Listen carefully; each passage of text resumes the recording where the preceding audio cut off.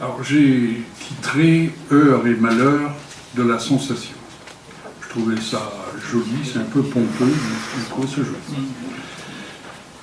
Éternelle opposition entre d'un côté le masculin, le père, le leader maximo, porteur de la loi, du surmoi et de ses idéaux, désexualisé et intellectualisé. L'universalisme, le symbole, le savoir, le concept, à la fois craint et admiré, qui juge, autorise, interdit, punit, récompense, agit, modifie le monde, et de l'autre côté, le féminin, le concret, le sensible, la nature, le sentiment, la folie passionnelle, le maternel, le cœur, la tendresse, les petits oiseaux, l'art, facilement qualifié par le progrès de secondaire, rabaissé au rang de superstition magico-religieuse, de sorcellerie. A minima, la voyance, l'horoscope, gala, voici, ou encore la messe. La perception est une fonction psychologique à insérer dans une catégorie qui concerne aussi la cognition. Canguilhem, la perception, c'est le monde universel d'être au monde du vivant pensant. La sensation est tout autre chose, qui assure le sujet de la réalité de ce qu'il perçoit. Les 5 sens traditionnels, que sont la vue, l'ouïe, le toucher, l'odorat, le goût, et selon Michel Serres, les organes sexuels sont aussi des organes des sens. Elle a un effet modificateur, émotion, impression, sur l'être vivant, sur l'animal que donc je suis, comme le disait Derrida. Bossuet, j'aime bien le citer. Le plaisir et la douleur accompagnent les opérations des sens. L'un et l'autre sont compris sous les sentiments ou sensations positives ou négatives, haine, agressivité, colère, souffrance. Gilles Deleuze, dans sa logique des sensations, rapporte que selon Cézanne, il existe 2 manières de dépasser la figuration, la narration, l'illustration. La première, c'est l'abstraction. La deuxième, la sensation, que Francis Bacon appelle la figure, qui agit directement sur le système nerveux.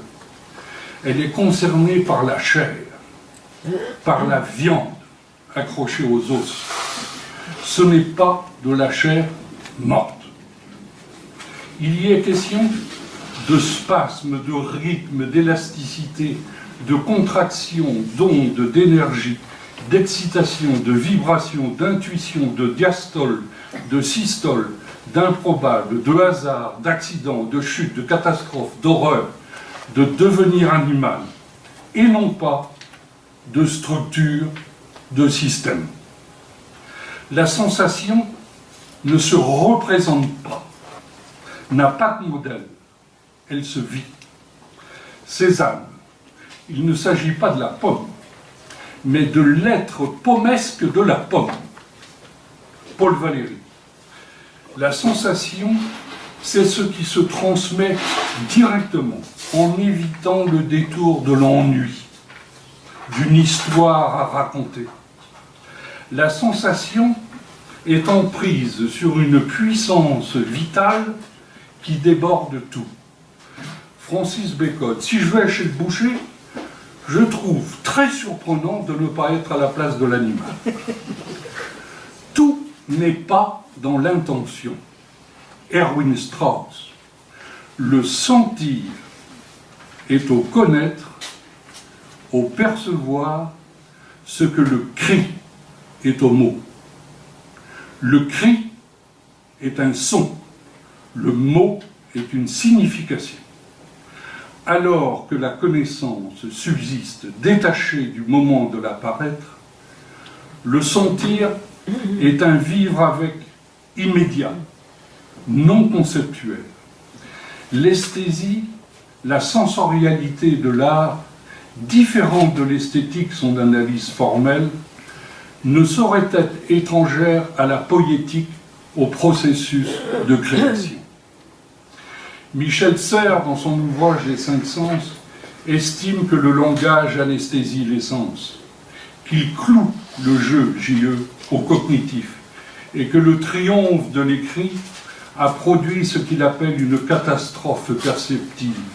Cette idée, si répandue, que tout doit se dire et se résout par le langage, que tout vrai problème donne matière à débat, que la philosophie se réduit à des questions-réponses, qu'on ne peut se soigner qu'en parlant, que l'enseignement passe exclusivement par le discours, cette idée bavarde, théâtrale, publicitaire, sans vergogne ni pudeur, ignore la présence du vin et du pain, leur goût tacite, leur odeur, oublie la connivence, le charme, les complicités qui claquent comme l'éclair. C'est par la peau, en elle, par elle, avec elle, que se touche le monde et mon corps, le sentant et le senti. La première langue scientifique, claire en ses énonciations, non content de nommer la deuxième, celle de la sensation immédiate et confuse, canonise ce manque à comprendre. Si nous savons construire des machines parlantes, nous ne savons pas fabriquer des robots qui boivent. Nous passons de la rhétorique à une sorte d'algèbre. Le langage même se soumet à équation ou formule. La langue peut devenir artificielle, l'intelligence le devient très souvent, jamais la sapience.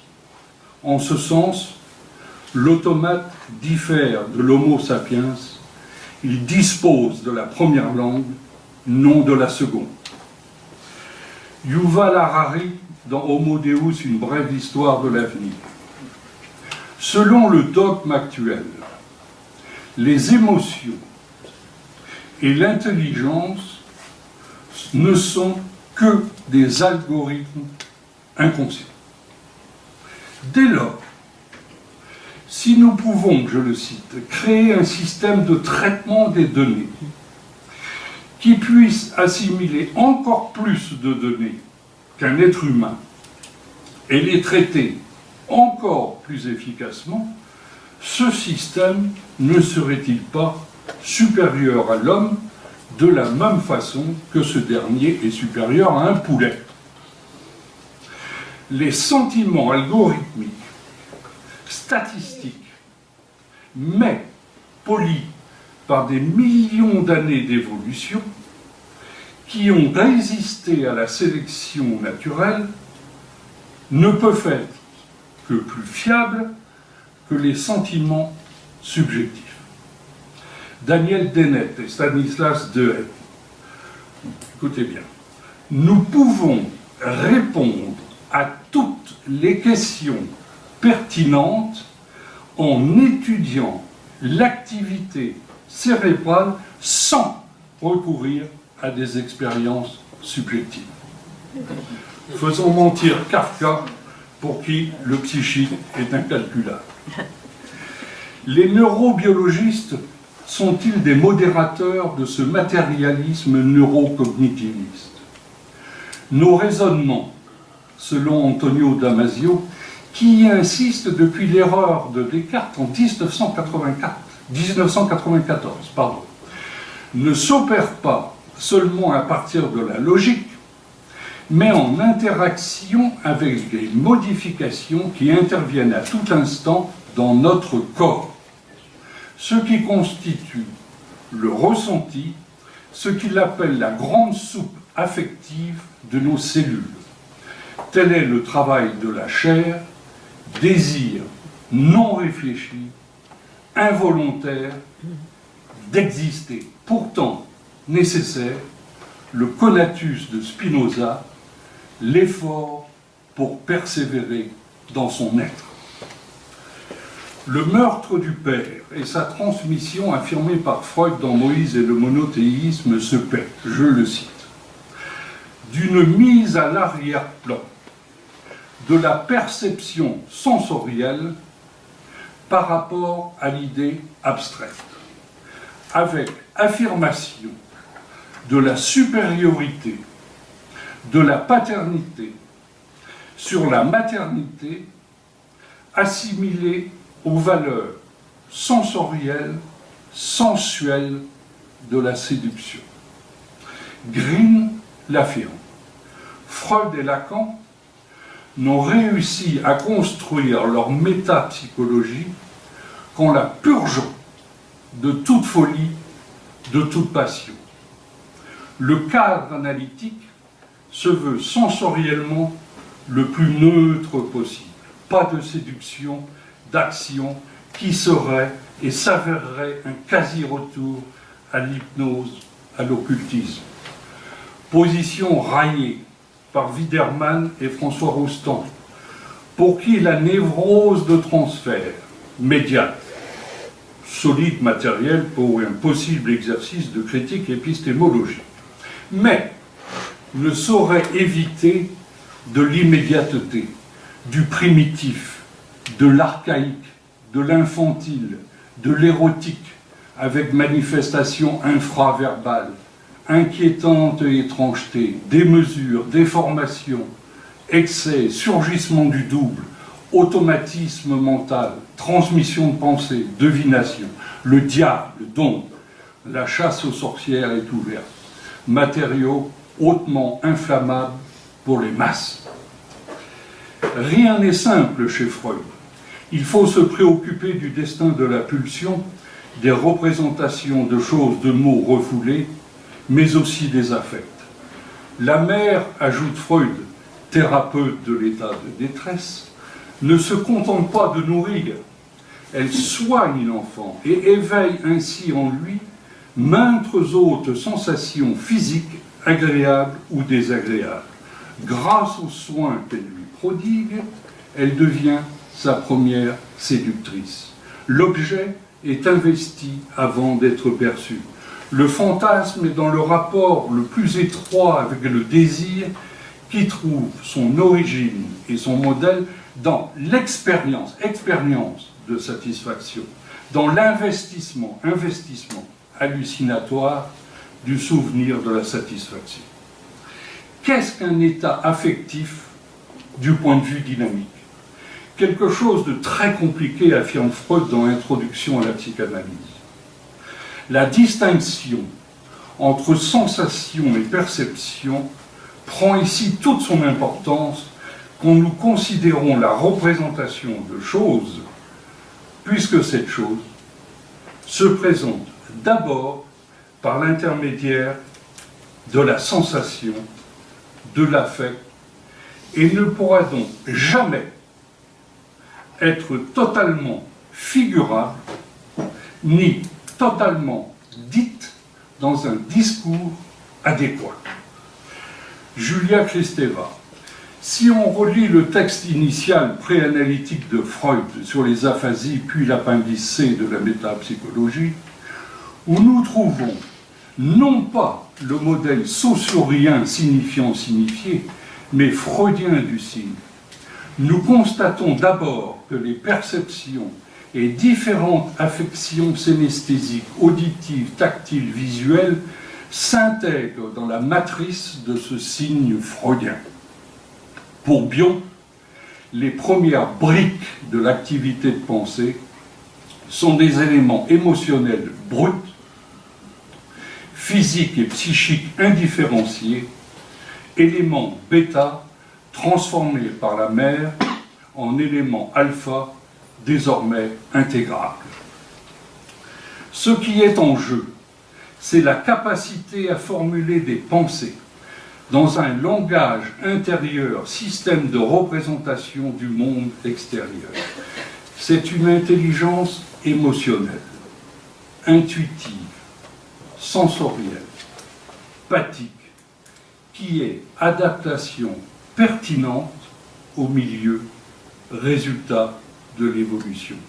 La culture, ensuite, débutant, comme chacun sait, par le crime. Corbin, Courtine, Vigarello ont consacré 3 volumes en 2016-2017 à l'histoire des émotions de l'Antiquité à nos jours. Et il est à remarquer que la Revue française de psychanalyse, en octobre 2016, a publié le premier numéro consacré au thème des sensations, cette région la plus obscure et la moins accessible, disait Freud. Faulkner, dans Absalon, Absalon. Telle est la substance du souvenir, la sensation, la vue, l'odorat, les muscles avec lesquels nous voyons, nous entendons et sentons. Pas l'intelligence, pas la pensée. Le pathique est une dimension sous-estimée qui répond pourtant à celle freudienne du ton fondamental, de l'affect. Pathique, d'où dérive passion, passible, passivité. Husserl évoque une synthèse passive, singulière, oubliée, en deçà de l'activité productrice. Von Weizsäcker, dans sa pathosophie, parle du commerce entre humains, entre le monde et l'humain, qui n'est pas la communication, qui n'est pas la langue de la communauté. Erwin Strauss, dans Du sens que j'ai déjà cité, dans Du sens des sens, distingue le moment pathique, l'expérience vécue du moment nausique. Le comment de vie, ce que Canguilhem appelle les allures de vie, ne se réduit pas au pourquoi. Nous tentons de saisir ce pathique dans le sourire, la grimace, dans il fait beau aujourd'hui, sale temps aujourd'hui, comment vas-tu? Question dont nous n'attendons même pas de réponse. Le pathique surgit au travers de la souffrance de la chair, de la réceptivité à la surprise, qui permet l'événement, la toucher, cette rencontre entre le hasard et le réel. L'artisan psychiste, comme disait Tosquelles, juge de la présence de l'autre, de son style. Dans l'immédiat, il n'y a pas à réfléchir.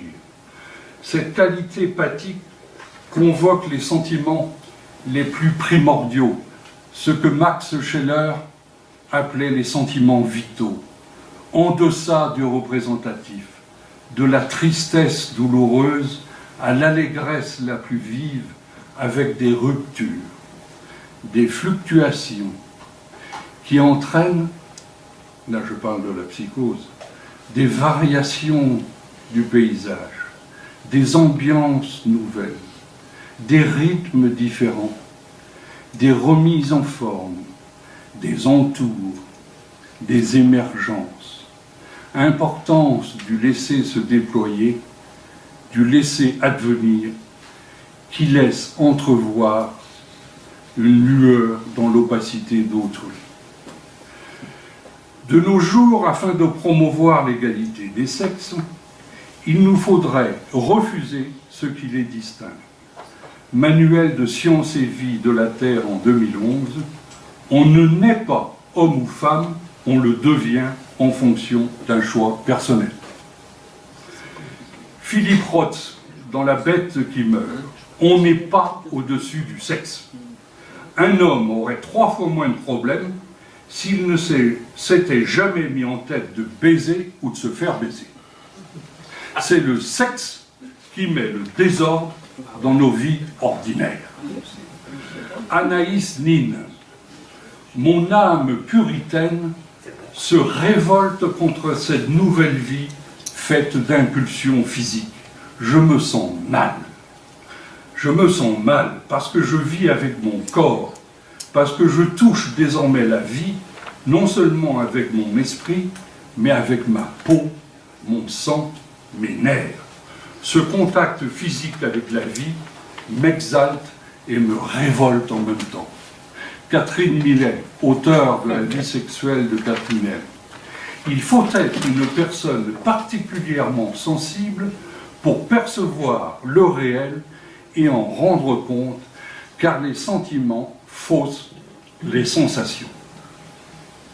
Emily Witt, une américaine très connue, dans son essai Futur sexe, tente de lire en 2016 la sexualité des femmes à San Francisco, synecdoque, où le mélange post-1960 d'ordinateurs et de diversité sexuelle est particulièrement concentré. Ce qui compte avant tout, c'est ce qui est ressenti. Les problèmes sexuels, selon elle, ne s'originent pas dans les individus, mais dans les règles et aspirations des femmes qui refusent le sexe occasionnel et cultivent la relation sentimentale au détriment du plaisir sexuel lui-même. Recul devant le moralisme de certaines théoriciennes féministes qui, comme Catherine McKinnon, condamnent d'emblée toute pornographie, ou Andrea Dworkin, pour qui le porno conditionne et incite les hommes à mépriser les femmes, à les humilier. Au-delà, ce serait la pénétration sexuelle elle-même qui violerait les limites du corps physique de la femme. Mot d'ordre très différent des féministes anti-pornographie. Je ne suis pas une prisonnière.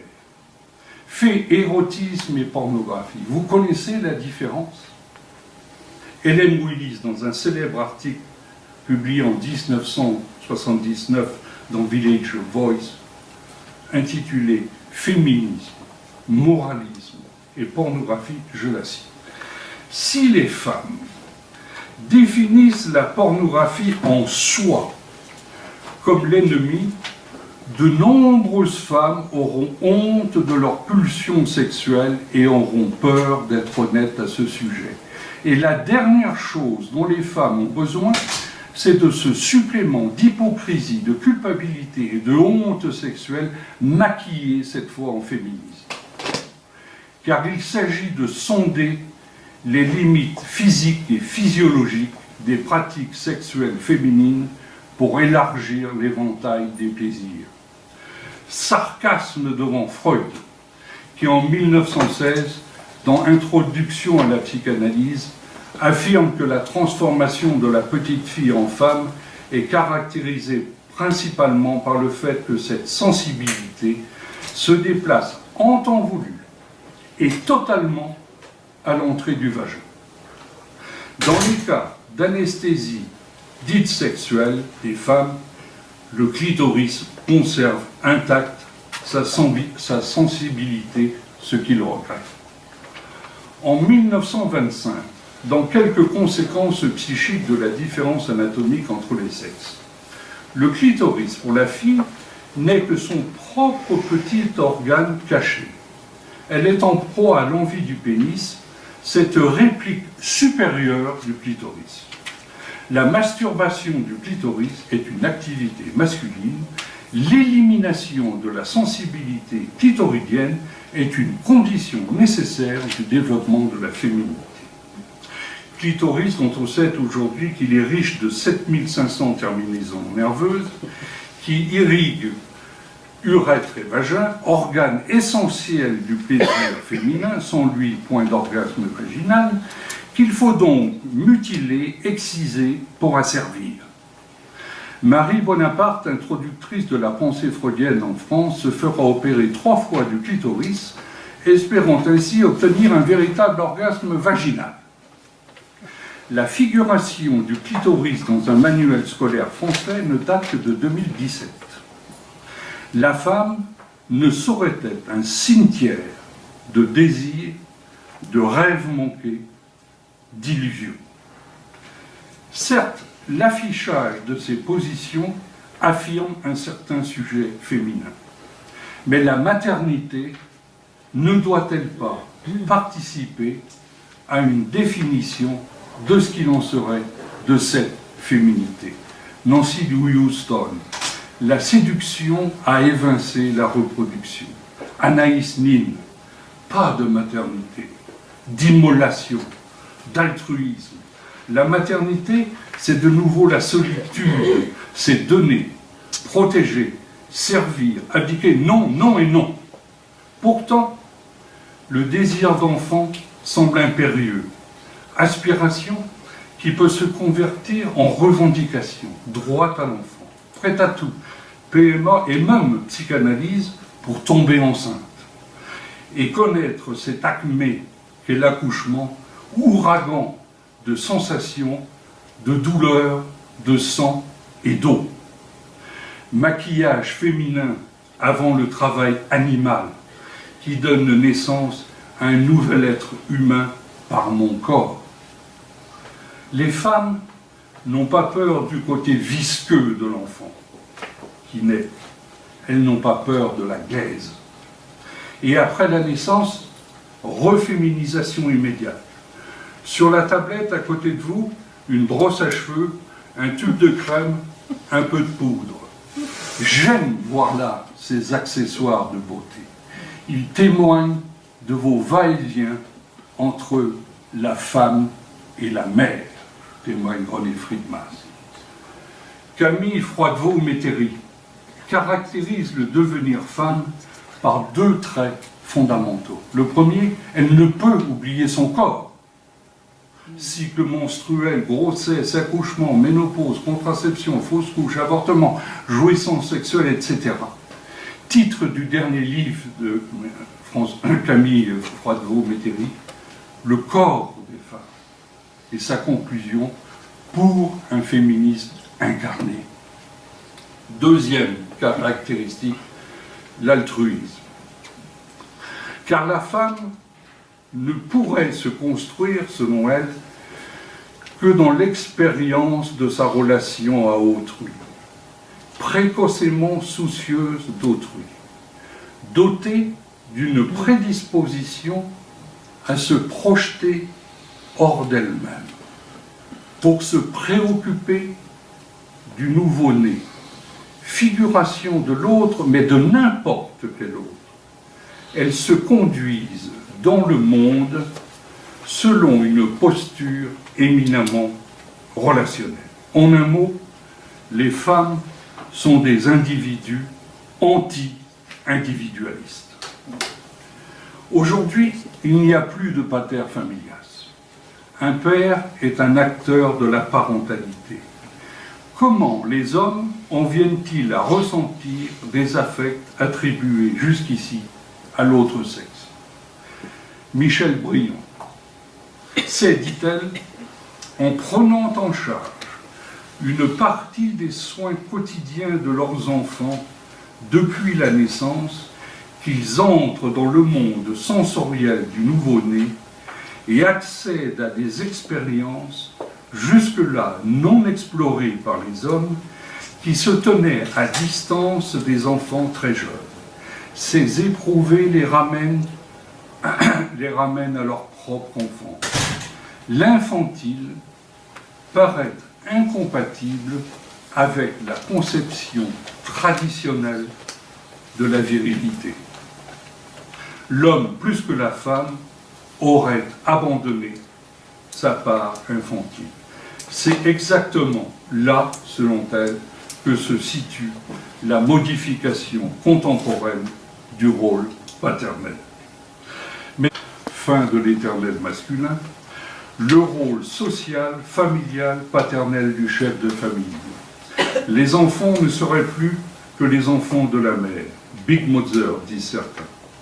Et c'est plutôt de sécession culturelle qu'il faut parler, de relégation sociale de bandes de garçons hantés d'être menacés dans leur être avec une langue spécifique, argotique, obscène, issue de la rue, non sublimée par la culture scolaire écrite classique, abandonnée désormais aux filles. Les premiers de la classe ne sont que des vendus des pédales. La tribu masculine purifiée est un lieu à l'intérieur duquel on peut cultiver la violence, les risques extrêmes, les sports comme la boxe ou le football américain. Mais c'est bien une mutation anthropologique de grande ampleur qui se déroule sous nos yeux. Marcel Gauchet. La domination masculine aura permis l'incarnation institutionnalisée de l'ordre culturel et de sa transcendance par rapport à la précarité de la vie biologique, ce qui n'est pas rien. Mais ce jour, avant d'être identifiés comme des êtres sexués, nous sommes des individus. Le masculin est concurrencé par la promotion de l'émotion, de l'empathie, de la singularité. Le genre est le choix sexuel de l'éprouvé subjectif. Mais persiste un fait irréductible. Pour le moment, seules les femmes peuvent enfanter.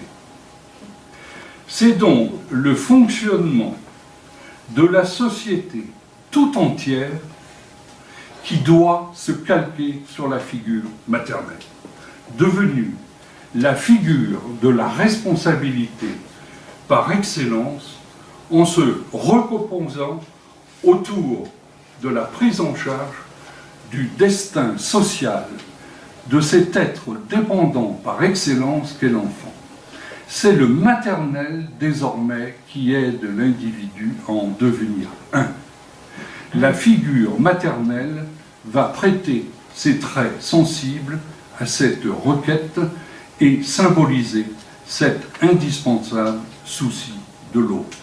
Cette légitimité maternelle qui reconstruit l'interdépendance s'impose aux deux sexes.